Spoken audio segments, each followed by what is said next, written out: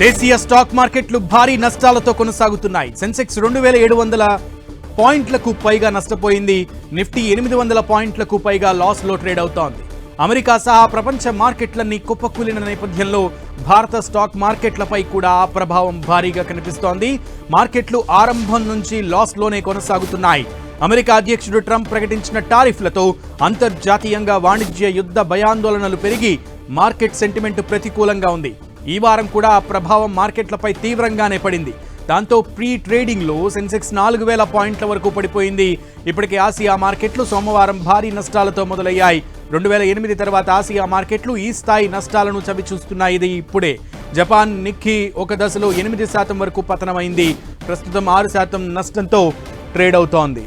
Taiwan సూచీ 9.61%, దక్షిణ Korea KOSPI 4.14%, China Shanghai సూచీ 6.5%, ఆస్ట్రేలియా ఏఎస్ఎక్స్ సూచీ 3.82% మేర నష్టాల్లో ఉన్నాయి. అటు అమెరికా ఫ్యూచర్ స్టాక్స్ కూడా నష్టాల్లో ఉన్నాయి. డో జోన్స్ 2.2% కుంగింది. దీంతో సోమవారం నాటి ట్రేడింగ్లో అగ్రరాజ్య మార్కెట్లు భారీగా పతనమయ్యే అవకాశాలు ఉన్నాయి. ఇక భారత గిఫ్ట్ నిఫ్టీ 900 పాయింట్లకు పైగా దిగజారిపోయింది. దీంతో అంచనాకు తగ్గట్టే నేటి ప్రారంభ ట్రేడింగ్లో దేశీయ స్టాక్ మార్కెట్లు భారీగా కుంగాయి. సెన్సెక్స్ 3.5% పైగా నష్టపోయింది. 2020 తర్వాత నిఫ్టీకి ఇదే అతి భారీ పతనం. ఇక నిఫ్టీలో నమోదత కంపెనీల మార్కెట్ విలువ ఏకంగా 20 లక్షల కోట్ల మేర ఆవిరైపోయింది. అమెరికాలో మాంద్యం వస్తుందన్న భయాల మధ్య లోహ కంపెనీల షేర్లు భారీ నష్టాలను చవిచూశాయి.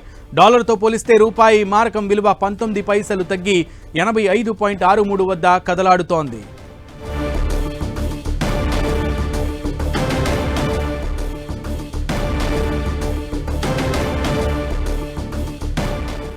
రైట్, స్టాక్ మార్కెట్లు మటాష్ అవుతున్నాయి. దీనికి సంబంధించి పూర్తి సమాచారం మా అనలిస్ట్, స్టాక్ మార్కెట్ అనలిస్ట్ గీతానంద్ని అడిగి తెలుసుకుందాం. గీతానంద్ గారు నమస్తే, very good morning. Very good morning. Actually మార్కెట్లు ఇలా కుప్పకూలడానికి కారణం ఏంటంటారు గీతానంద్ గారు? మార్కెట్లు ట్రంప్ ఎఫెక్ట్ కి, Trump tariff war effect market మీద నెగటివ్ సెంటిమెంట్ చూపిస్తుంది. నాస్డాక్ పతనమైన తర్వాత ప్యారిస్ ట్రిప్ లో కంప్లీట్ గా చిక్కుకుంది అన్నటువంటి అంచనాల నేపథ్యంలో ఈ రోజు భారీ గ్యాప్ డౌన్ చూస్తున్నాం. మార్చి నెల మొత్తం సంపాదించిన లాభాలంతా మార్కెట్ కేవలం 4 రోజులు కూడా నష్టపోయింది. అంత నెగటివ్ సెంటిమెంట్ ప్రస్తుతానికి మార్కెట్ లో ఉంది. కీలకమైనటువంటి 22,000 స్థాయికి దిగువన నిఫ్టీ ట్రేడ్ అవ్వడం కూడా సెంటిమెంట్ ని వీక్ చేస్తుందని చెప్పొచ్చు. ప్రస్తుతానికి 22,000 స్థాయి నిలబెట్టుకోవడానికి నిఫ్టీ ప్రయత్నిస్తున్నప్పటికీ ఈ రోజు 22,000 స్థాయికి దిగువనే మార్కెట్ అవకాశాలు కనపడుతున్నాయి. అదే కనుక జరిగితే 21,500 స్థాయిని మార్కెట్ రానున్న రోజుల్లో పరీక్షించవచ్చు. గీతానంద్ గారు, అసలు మార్కెట్ కి సపోర్ట్ ఎక్కడ దొరుకుతుంది అనుకుంటున్నారు? 21,500 స్థాయి దగ్గర సపోర్ట్ ఉంది. ఒకవేళ ఈ రోజు కనుక ఏదైనా బాగా పతనమైంది కాబట్టి కొనుగోళ్ల మద్దతు లభించి 22,000 స్థాయికి పైన కనుక క్లోజ్ కాగలిగితే డే ఎండ్కి 22,454 స్థాయిని పరీక్షించేటువంటి అవకాశం ఉంటుంది. రైట్, అయితే జనరల్ గా ఇన్వెస్టర్లకి ఈ టైంలో ఎటువంటి సజెషన్స్ ఇస్తారు గీతానంద్ గారు? సో ప్రస్తుతానికి అయితే traders, short term investors market కి దూరంగా ఉండడం మంచిది. లాంగ్ టర్మ్ ఇన్వెస్టర్స్ మాత్రం స్లోగా, అంటే ఇక్కడ 21,500 స్థాయి దగ్గర కొంత పొజిషన్ ని మళ్ళీ యాడ్ ఆన్ చేసుకునేటట్టుగా ఇక్కడ నుంచి కొంత బయింగ్ మొదలు పెట్టచ్చు. సో దీనిని మార్కెట్ క్రాష్ గా మనం అభివర్ణించవచ్చు అంటారా? ఖచ్చితంగా అభివర్ణించవచ్చు. పాండమిక్ తర్వాత ఇంత భారీ ఎత్తు పత్రాన్ని ఇదే చూడడం market. Not only Indian markets, including America market, అలాగే ఆసియా మార్కెట్ కూడా పతనం అవుతోంది కంప్లీట్ గా. సో దీన్ని ఎలా చూడాలి? డెఫినెట్ గా ఒక్కసారి ఎప్పుడైతే అగ్రరాజ్యం టారిఫ్ వారికి దిగిందో దీని ఇంపాక్ట్ ప్రపంచ వ్యాప్తంగా అన్ని బిజినెస్ మీద పడతా ఉంది. సో మనం అమెరికా నుంచి దిగుమతి చేస్తున్న ప్రతి వస్తువు విలువ పెరుగుతుంది. దాంతో మనం కొనుగోలు తగ్గిస్తాం. అలాగే మన దగ్గర నుంచి అక్కడికి పోయే ప్రతి ఎక్స్పోర్ట్ చేసినటువంటి వాల్యూ మీద వాళ్ళు ట్యాక్స్ వేస్తే అక్కడ కొనుగోలు తగ్గుతుంది. దాంతో పూర్తిగా వ్యాపారాలు డీలా పడే పరిస్థితి కూడా ఉంటుంది. అందువల్ల మార్కెట్ నుంచి ఎక్కువగా కూడా డబ్బు వెనక్కి తీసుకున్నారు. బంగారం వైపు ఇన్వెస్టర్లు అందరూ దృష్టి సారిస్తున్నారు. దాంతో బంగారానికి డిమాండ్ ఏర్పడుతుంది, మార్కెట్ పత్రం అవుతుంది. గీతానంద్ గారు, అయితే దేశాధినేతలు, కొంతమంది దేశ ప్రధానులు కూడా దీనికి సంబంధించి ప్రపంచీకరణ ఆగిపోయే సమయం వచ్చింది అన్నట్లుగా కూడా స్టేట్మెంట్స్ ఇస్తున్నారు. సో దీనికి ఒక ఫుల్ స్టాప్ పడే అవకాశం ఉందా? మార్కెట్లకి దన్నుగా ఉండేటట్టుగా ఇటువంటి ఏమైనా స్టేట్మెంట్ ఎక్స్పెక్ట్ చేయొచ్చు అగ్రరాజ్యాధినేత నుంచి? లేదండి, ఒక్కసారి టారిఫ్ వారికి ఏదో ఒకటి సొల్యూషన్ వచ్చేదాకా కూడా ఈ మార్కెట్ ఇదే పత్రం కొనసాగుతుంది. రైట్, అయితే ఈ టైంలో క్రూషియల్గా ఉండేటువంటి స్టాక్స్ ఏంటంటారు? అన్ని రంగాల్లోనూ మనం నష్టాలు చూస్తూనే ఉంటాం. ఇందులో మాత్రం స్పెసిఫిక్ గా ఈ రంగం బాగుంటుంది, ఆ రంగం బాగుంటుంది. గీతానంద్ గారు, పర్టికులర్లీ ఫార్మాకి కొంత ప్లస్ అని కొన్ని టాక్స్ వినపడుతున్నాయి. నిజంగానే ఫార్మాకి అనుకూలంగా ఉండే అవకాశం ఉందా? ఫార్మాకి కూడా అనుకూలంగా ఉండే అవకాశం లేదు. అయితే కొంత మార్కెట్ ఏంటంటే కొంత పర్సంటేజ్ కరెక్ట్ అయిన తర్వాత నిఫ్టీ హై వాల్యుయేషన్ లో ఉంది కాబట్టి ఆ వాల్యుయేషన్ స్టేబిలైజ్ అయ్యి మళ్ళీ మీడియన్ వైపు వచ్చిన తర్వాత మళ్ళీ తిరిగి కొంత కొనుగోలు మధ్యలో పెట్టేటట్టు అవకాశం. ఓకే గీతానంద్ గారు.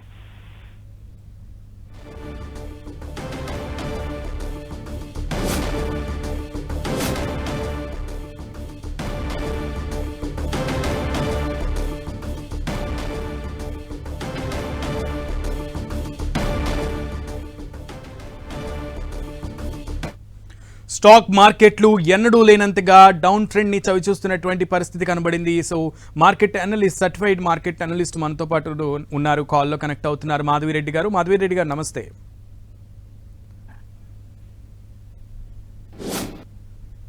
మాధవిరెడ్డి గారు, సో ఈ సిచ్యువేషన్ ని మీరు ఎలా అభివర్ణిస్తారు? సో ఇది యాజ్ ఎక్స్పెక్టెడే జరుగుతుంది, కానీ ఇంత భారీ స్థాయిలోనా?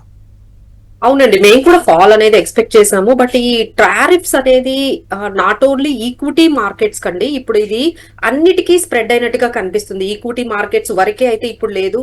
మీరు క్రూడ్ ఆయిల్ గమనించండి, ఎందుకంటే గ్లోబల్ ఎకానమీ ఇక డౌన్ అయిపోతుంది అని క్రూడ్ ఆయిల్ కూడా 63 అంటే ఎక్కడ $70 ఉండేది, ఇప్పుడు అది ఆల్మోస్ట్ $63-62 కూడా వెళ్లే అవకాశం కనిపిస్తుంది. అలానే అన్ని మెటల్స్ అండి, you take it gold, silver, aluminium, zinc, steel, A metals ఉన్న అన్ని మెటల్స్ కూడా డ్రాప్ అవుతున్నాయి.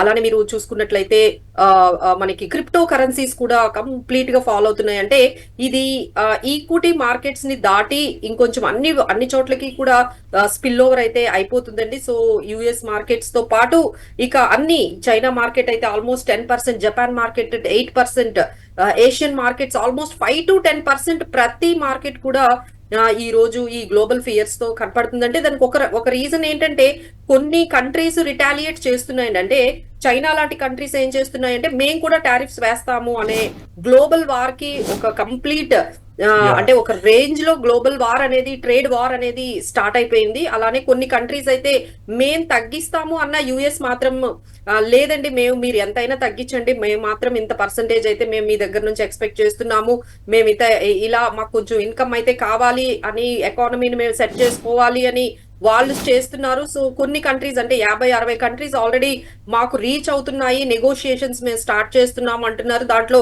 ఇండియా కూడా ఉంది. సో ఇండియా అయితే రిటాలియేట్ టారిఫ్స్ అయితే ఏమీ వేయలేదండి, ఇప్పటి వరకు అయితే రిటాలియేట్ టారిఫ్స్ వేయలేదు మన ఇండియా నుంచి. అయితే ఇంకా నెగోషియేషన్స్ అనే స్టాండ్ లోనే తీసుకుని ఉంది. సో నెగోషియేషన్స్ తర్వాత ఇక వాళ్ళు కానీ ఇక మీరు ఎంత మీరు తగ్గించినా మేమైతే మాత్రం ఇంత పర్సెంటేజ్ 26% వేస్తామంటే ఇక మనం కూడా రిటాలియేట్ టారిఫ్స్ అనేవి స్టార్ట్ చేయాలి. So right now expecting some negotiations, but negotiations కూడా అంత పాజిటివ్ గా తీసుకుంటున్నట్టుగా కనిపించలేదండి. అందుకని ఈసారి సెకండ్ డే ఈ రోజు కూడా మార్కెట్స్ ఇంత ఫాలో అవడానికి కారణం నెగోషియేషన్స్ కూడా అంత ఫ్రూట్ఫుల్ గా కంప్లీట్ అయినట్టుగా ఆయన కొంచెం కూల్ అవుతున్నట్టుగా అయితే కనిపించట్లేదు. మాధవిరెడ్డి గారు, అయితే జనరల్ గా బిజినెస్ టర్మ్స్ లో, మార్కెట్ టర్మ్స్ లో మనం డౌన్ ట్రెండ్ కానీ లేదంటే బేర్ సిచ్యువేషన్ అని కానీ ఒక స్థాయికి వచ్చేదాకా కూడా అనకూడనటువంటి పరిస్థితి. బట్ ఇప్పుడున్నటువంటి పరిస్థితుల్లో ఆ రెండు వర్డ్స్ ని వాడొచ్చా, డౌన్ ట్రెండ్ అండ్ అలాగే క్రాష్ లేదంటే బేర్ సిచ్యువేషన్? 20% ఎప్పుడైతే మనకి మార్కెట్స్ ఆల్మోస్ట్ 15 to 20% అట్లా అయితే మనం క్రాష్ అని బేర్ మార్కెట్ లోకి వెళ్ళిపోతున్నాం అని అనొచ్చండి. ఇప్పుడైతే మనం బేర్ మార్కెట్ కి చాలా దగ్గరలో ఉన్నాము. మీరు ఈ రోజు చూసుకున్నట్లయితే స్మాల్ క్యాప్స్ కూడా 10% వరకు కరెక్ట్ అయ్యాయి, మిడ్ క్యాప్స్ అయితే 5 to 10% వరకు కరెక్ట్ అయ్యాయి. అంటే ఒక్క రోజులోనే అసలు అంటే ఎక్స్పెక్ట్ చేసామండి, అంటే టారిఫ్స్ వల్ల కొంచెం ఇంపాక్ట్ ఉంటుంది, కానీ ఇంత భారీగా ఈ టారిఫ్స్ ఇంత స్పిల్ ఓవర్ అయిపోతుంది అనేది అయితే మాత్రం అనేది ఎక్స్పెక్ట్ చేయలేదు. సో ట్రేడర్స్ అయితే కొంచెం ఇన్వెస్టర్స్ అందరూ కూడా కొంచెం ఒక స్ట్రాటజీని డెవలప్ చేసుకొని వాళ్ళకి తగ్గట్టుగా కస్టమైజ్డ్ గా ప్లాన్ చేసుకుంటూ వెళ్తే బెటర్ గా ఉంటుందండి. రైట్ నౌ అయితే కొంచెం డెసిషన్స్ మీద తీసుకునే ప్రతి డెసిషన్ కూడా చాలా జాగ్రత్తగా తీసుకోవాలి, పానిక్ లోకి వెళ్లకుండా. ఇప్పుడైతే మార్కెట్స్ 22,000 అంటే లాస్ట్ అంటే మనకి అంటే బాగా పడింది ఎప్పుడు అంటే మనకి 21,281 is the least for Nifty అండి, 21,281 అనేది. సో ఇప్పుడైతే 22,000 బ్రేక్ అయ్యింది ఒక టైంలో. ఈ రోజు కూడా 21,743 వరకు కూడా మార్కెట్స్ లోయెస్ట్ పాయింట్ కి వెళ్ళాయి.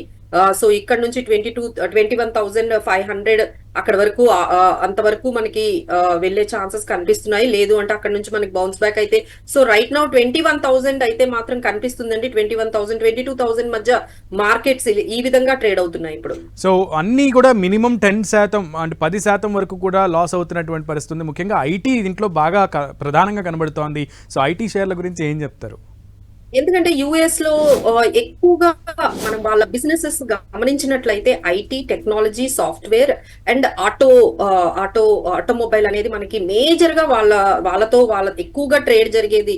ఈ రోజు మనకి టాటా కంపెనీ వాళ్ళు కూడా వాళ్ళ లగ్జరీ యూనిట్స్ ని ఎక్స్పోర్ట్స్ ని కాసేపు పాజ్ చేసేస్తున్నాము ఏప్రిల్ కి అంటేనే మీరు అర్థం చేసుకోవచ్చు ఆల్రెడీ సప్లై చైన్ అనేది డిస్టర్బ్ అయిపోయింది. ఆల్రెడీ మన దగ్గర టాటా మోటార్స్ అయితే మేము యుఎస్ కి కొంచెం ఎక్స్పోర్ట్స్ అయితే ఆపేస్తున్నాము ఈ ఏప్రిల్లో అని చెప్పి పాజ్ తీసుకుంటున్నారంటే మీరు గమనించవచ్చు. సో అంటే అది దేశాల నుంచి కంపెనీస్ నుంచి ఒక నార్మల్ ఇండివిజువల్ ని కూడా ఇప్పుడు చిన్న చిన్న కంపెనీలని కూడా ఎఫెక్ట్ చేసేస్తుందండి. ఒక ఆక్వా కానీ లేకపోతే చిన్న చిన్న బిజినెసెస్ ఎక్స్పోర్ట్స్ చేసే వాళ్ళు కూడా వాళ్ళు ఇప్పుడు ఎవరు తీసుకోవట్లేదు. సో దీనివల్ల మొత్తం సప్లై చైన్ అనేది కంప్లీట్ గా డిస్టర్బ్ అయిపోయిందండి. సో దానివల్లే మనకి ఇంత డ్యామేజ్ అనేది కనిపిస్తుంది. ఇంకా ఇది స్ప్రెడ్ అయ్యే ఛాన్సెస్ ఉందండి. ఎందుకంటే ఇదంతా కూడా ఒక సైకిల్ అన్నమాట. సో మీ మీద ఎఫెక్ట్ పడితే మీ వల్ల ఇంకొకరికి ఎఫెక్ట్. సో ఈ విధంగా కూడా ఒక సైకిల్ లాగా తయారయ్యి ఆ ఎఫెక్ట్ అనేది మనకి ఆ లాస్ అనేది ఇక రోజు రోజుకి ఎక్కువగానే కనిపిస్తుందండి. ఎందుకంటే ఒక క్లారిటీ ఉండదండి. అంటే Trump is meant for uncertainty, Trump is meant for risk, Trump is meant for volatility. ఆయన వచ్చినప్పుడే ఇది అందరమే ఎక్స్పెక్ట్ చేశాము. ట్రంప్ ఎప్పుడైతే ప్రెసిడెంట్ అయ్యారో so the time has start for the uncertainty and time for started for the volatility అనేది ఆయన అసలు risk కి మనం వేరేగా చెప్పొచ్చండి. So he will be very very uncertain. So ఎలాంటి డెసిషన్స్, ఎంత హార్ష్ డెసిషన్స్ తీసుకుంటారో అసలు ఎవరు ఏం చెప్పినా పవెల్ ని కూడా ఇప్పుడు సరే ఇప్పుడు మీరు ఇంట్రెస్ట్ రేట్స్ మాత్రం కంప్లీట్ గా తగ్గించాలి అంటున్నారు, తగ్గించకపోతే సో లైక్ దట్ అక్కడ కూడా వాళ్ళు అంటే మన వైపు నుంచే కాదండి అక్కడ నుంచి కూడా చాలా ఎగేనెస్ట్ గా ఈ రోజు ర్యాలీలు అయితే నాట్ ఓన్లీ యుఎస్ లో అండి చాలా కంట్రీస్ లో ట్రంప్ కి ఎగేనెస్ట్ ర్యాలీస్ కూడా స్టార్ట్ అయ్యాయి. అంటే మీరు అర్థం చేసుకోవచ్చు అది స్టాక్ మార్కెట్ వరకు ఎకానమీ వరకు ఆగలేదు, ప్రతి ఒక్క ఇండివిజువల్ కి కూడా ఇంపాక్ట్ తగిలింది. యా మాధవిరెడ్డి గారు, అయితే పర్టికులర్గా నాట్ ఓన్లీ ఇండియా మీరు అన్నట్లుగా ఇది it's a cycle link. So చాలా దేశాలు ఎఫెక్ట్ అవుతున్నటువంటి పరిస్థితి. రాను అసలు ఇది గనక కంటిన్యూ అయితే how it is going to be faced, అంటే ఎలా ఫేస్ చేయాలి దీన్ని? అంటే ఈ సిచ్యువేషన్ నే మనం ఒక స్టాగ్ఫ్లేషన్ అనే ఒక పేరు ఉంటుందండి. స్టాగ్ఫ్లేషన్ అంటే ఇన్ఫ్లేషన్ అమాంతంగా పెరగడము, గ్రోత్ ఏమో తగ్గిపోవడం. ఎందుకంటే ఇంకా గ్రోత్ అనే ఛాన్సెస్ లేవండి. ఎందుకంటే బిజినెస్ యాక్టివిటీస్ అన్ని ఈ పర్టికులర్ సైకిల్లోనే వాళ్ళు ఉంటూ ఉంటే ఇక businesses, GDP growth, economy growth అంటే అవన్నీ కూడా పక్కన పెట్టేస్తే ఇన్ఫ్లేషన్ ఒకవైపు కంప్లీట్ గా పెరిగిపోతుందండి. ఎందుకంటే మీ దగ్గర ఉన్నవి కాస్ట్లీ అవుతున్నాయి, అక్కడ నుంచి ఇక్కడ ఇంపోర్ట్ చేసుకున్నవి కాస్ట్లీ అవుతున్నాయి.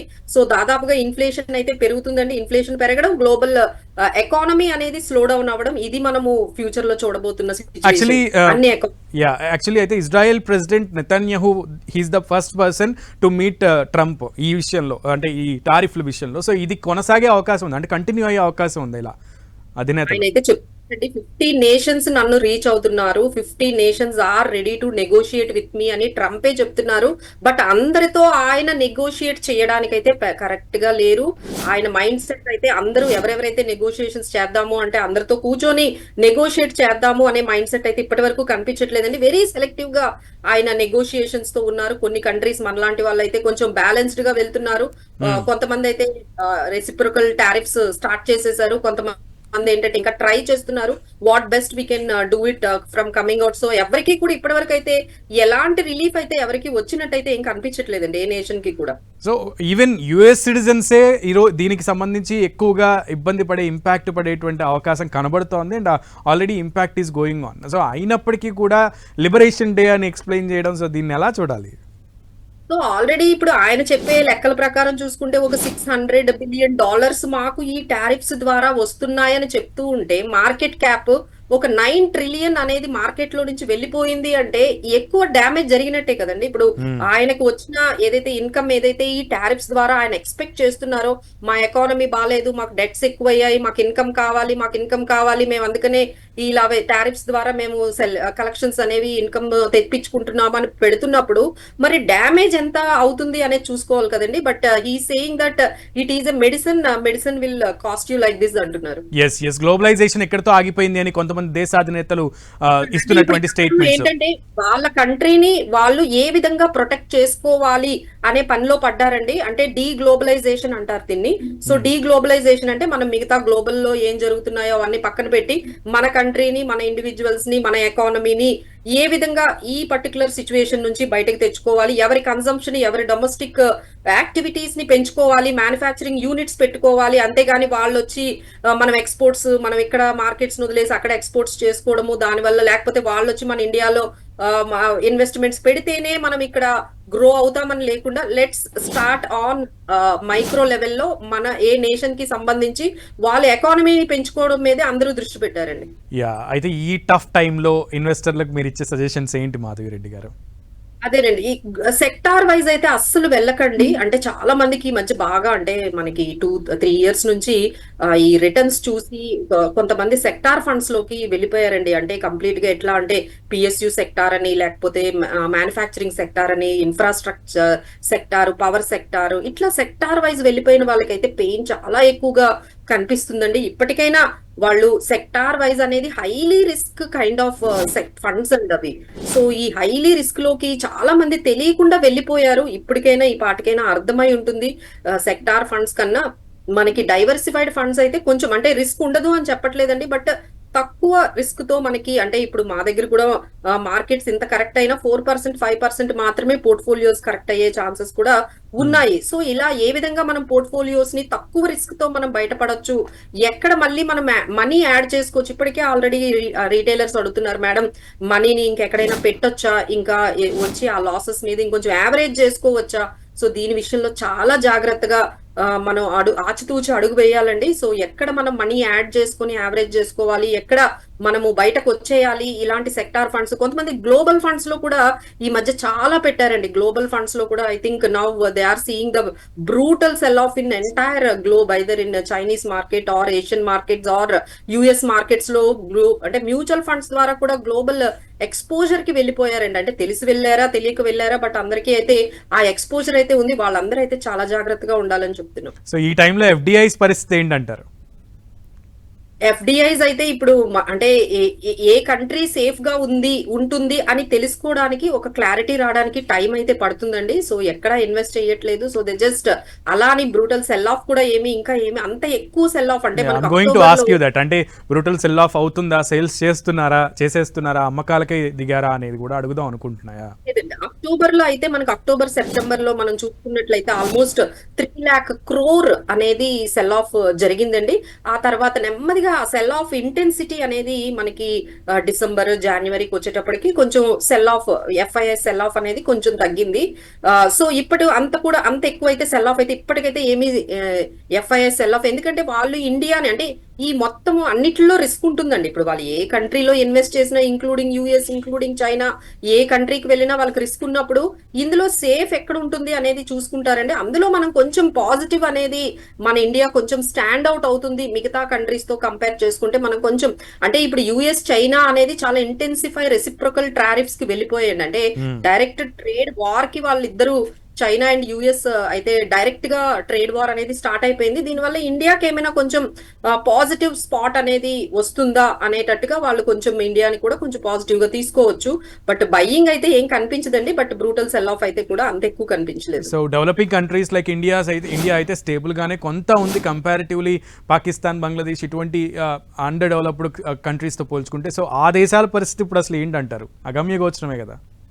అంతేనండి, అంతే. ఎందుకంటే యుఎస్ కి ఎవరైతే ట్రేడ్ మీద డిపెండ్ అయ్యి, యుఎస్ మార్కెట్స్ మీద వచ్చే రెవెన్యూతో డిపెండ్ అయ్యి ఎక్కువగా ఉన్న కంపెనీస్ కానీ, ఎక్కువగా ఉన్న ఎకానమీస్ కానీ అది చాలా చాలా, అందుకనే మనం చూసాం కదండి, అందరూ రోడ్ల మీదకి వచ్చేసి అంత క్యాంపెయిన్స్ స్టార్ట్ చేశారు, ఎగెనిస్ట్ గా స్లోగన్స్ చేశారంటేనే మీరు అర్థం చేసుకోవచ్చు వాళ్ళు ఎంత డైరెక్ట్ గా. అంటే ఇదంతా కూడా ఇప్పుడు April 2nd స్టార్ట్ అయిందండి. ఇదంతా April 2nd కి ఇప్పటికి 1 week కూడా అవ్వలేదు.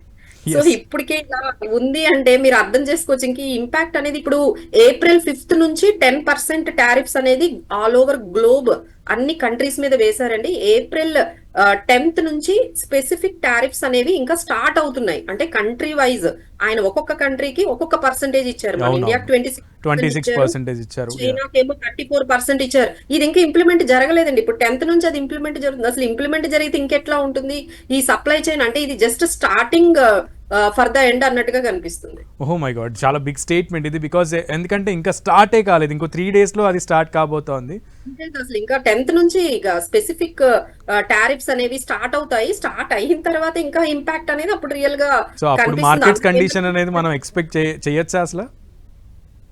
అదేనండి, లైక్ ఇట్ టేక్స్ టైం అండి. ఎందుకంటే ఈ మొత్తం సప్లై చైన్ డిస్టర్బ్ అయిపోయిన తర్వాత అంటే ఒక సిస్టమ్ డిస్టర్బ్ అవ్వడం అనేది చాలా కష్టం అండి. ఎందుకంటే ఆ సిస్టమ్ ని మళ్ళీ ఒక దీంట్లోకి తీసుకురావాలి అంటే ఇప్పుడు మనం కోవిడ్ టైంలో చూసామండి, దాన్ని సిస్టమ్ ని డిస్టర్బ్ అవ్వడం అంటారు. కోవిడ్ టైంలో అన్ని ఎకానమీస్ డిస్టర్బ్ అయ్యాయి, మళ్ళీ నార్మల్ కి రావడానికి 2 years పట్టిందండి మనకి. సో ఇలా ఎప్పుడైతే సిస్టమ్ అప్పుడు ఏదైతే 2020లో సెల్ ఆఫ్ వచ్చిందో అంత ఈక్వల్ గా ఇప్పుడు సెల్ ఆఫ్ వచ్చింది. అంత ఈక్వల్ వీక్ ఇన్ సిచ్యువేషన్, అంత సిచ్యువేషన్ నర్వస్ అన్సర్టనిటీ. అంటే కోవిడ్ లో మనం ఎంత అన్సర్టైన్ గా ఫీల్ అయ్యామో ఇప్పుడు ట్రంప్ కూడా అంత అన్సర్టనిటీ క్రియేట్ చేశారు. ఎంటైర్ వరల్డ్ కోవిడ్ లో ఎంత రిస్క్ ఫీల్ అయ్యారో ఇప్పుడు సేమ్ అదే సిచ్యువేషన్ లో ఉన్నామండి. సో మీరు అర్థం చేసుకోవచ్చు, అప్పుడు అందరూ సెట్ చేసుకోవడానికి ఆల్మోస్ట్ 2 years పట్టింది. మరి ఇప్పుడు కూడా అంత టైం అయితే తీసుకుంటారు. అయితే స్మాల్ క్యాప్స్ 10%, మిడ్ క్యాప్స్ 20% వరకు నష్టపోయింది. సో ఇందులో ఇన్వెస్ట్ చేసిన వాళ్ళు, ఆల్రెడీ ఉన్న వాళ్ళు చాలా రిస్క్ని ఫేస్ చేస్తున్నటువంటి పరిస్థితి, చాలా లాస్ కూడా ఫేస్ చేస్తుంటారు. సో అటువంటి వాళ్ళకి అండ్ ఇంకా ఇప్పుడు ఇన్వెస్ట్ చేయాలి అని ఇంకా అనుకుంటున్న వాళ్ళకి వాట్ డూ యూ సే? మేము ఎప్పటి నుండో చెప్తున్నాం అంటే, మనము చాలా మంది ఏం చేస్తున్నారంటే వాళ్ళ దగ్గర ఒక 10 లక్షలు ఉందంటే 60% స్మాల్ క్యాప్స్ ఏనండి. అంటే వాళ్ళ పోర్ట్ఫోలియోలో 60% స్మాల్ క్యాప్స్. కొంతమంది అయితే అసలు అన్ని స్మాల్ క్యాప్సే, అన్ని మిడ్ క్యాప్సే, ఇంకేం ఉండవు వాళ్ళ పోర్ట్ఫోలియో మొత్తం. మీరు ఓపెన్ చేస్తే అన్ని మిడ్ క్యాప్స్ స్మాల్ క్యాప్సే ఉంటాయి. సో అలా అంటే తెలియట్లేదా, తెలుసుకొని చేశారా, మొత్తం ఇలా అందరూ ఇన్వెస్ట్ చేసేసారండి. అంటే because of social media, what ever it may be, euphoria లాగా అందరూ కూడా ఈ స్మాల్ మిడ్ ఉన్న స్కీమ్లన్నీ అవేనండి. సో అలాంటి వాళ్ళకైతే ఇది చాలా చాలా చాలా పానిక్ సిచ్యువేషన్. అందులో వాళ్ళు ఈక్విటీకి న్యూ ఇన్వెస్టర్స్, అందులో వాళ్ళు వెళ్ళింది హైలీ రిస్క్.